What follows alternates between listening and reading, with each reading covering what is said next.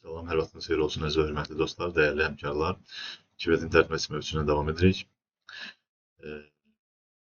Arxada fonda gördüyünüz 9001 standartının 7.1.2 hissəsi ilə bağlı fikrimi keçən videoda paylaşmışdım. İnsan resursları və hansı standartlar riayət olunmalıdır, bu ilə bağlı fikirlərimi paylaşmışdım.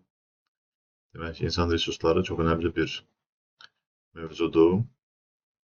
Təbii olaraq bütün işi təşkil edən insandır. Ona görə doğru düzgün insanın seçimi işin pozitiv və yaxud negativ istiqamətdə getməsinə təsir edir.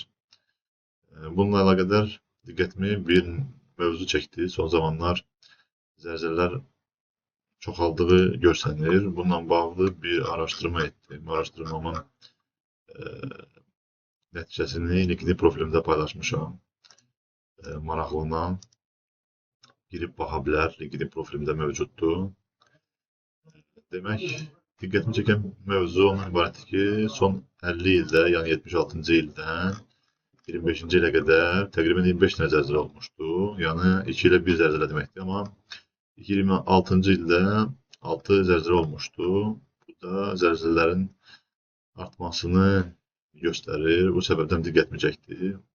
Zəlzələlər zamanı hansı tip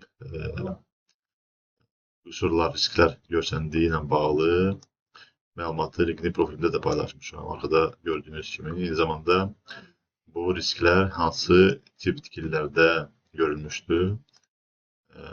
O ilə bağlı fikirlərimi paylaşmışam. Ümumiyyətlə qeyd etmək lazımdır ki, layihəçi qruntun xüsusiyyətinə uyğun olaraq qruntu nəzərə alaraq layihələndirmə icra etməlidir.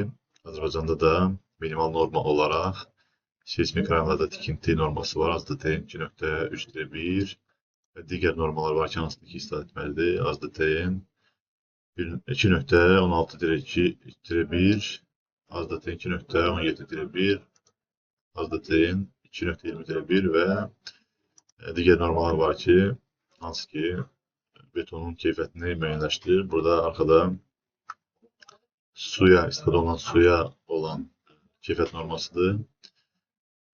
Dolayısıyla doğru düzgün seçilmiş insan resursu istər layihələndirmə, istər tikinti sahəsində işin düzgün icra olunmasını təmin edir və bir neçə video öncə dediyim kimi keyfiyyət normaları və standartlaşma tikintinin keyfiyyətini, təhlükəsini təmin edir.